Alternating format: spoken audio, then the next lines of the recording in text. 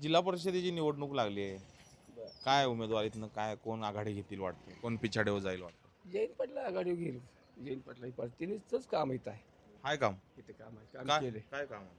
काम सगळे केले, रस्त्याची म्हणा, पंचायत बांधली म्हणा, दवाखान्याला म्हणा, कामं अनेक इथं केली ती केले. आणि अजून करते ती बी. अजून करते ते. होय. आता इथं विकास उमेदवार जे आहेत कोण येतील निवडून वाटते तुम्हाला? ही साहेबांची येणार, तुतारीवरच येणार. म्हणजे जिल्हा परिषद मतदार हरणाची मतदारसंघातली ती मोरेंची सीट तुतारीची आणि आमच्या गावची एक आहे धनगराची, हां. हे दोन्ही बी येतात निवडून. होय, म्हणजे सहकारी तुतारी म्हणताय, तुम्हाला काय वाटतं? तुतारीच काय वाटतंय तुतारी? विकास कामं केलीत ना. कामं करते ती सगळे जण, ही सगळे विकास केली ती. कामामुळं येणारच हो. साहेबांची आजपर्यंत बरीच कामं केलीत. करते ती. तुतारीच्या विरोधात घड्याळ पण आहे, आम्ही विकास कामं केल्यात म्हणतात.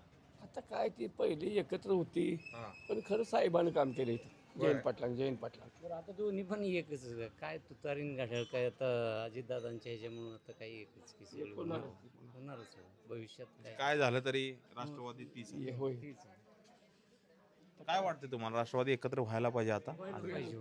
व्हायला पाहिजे. आणि झालं तरच बरं आहे.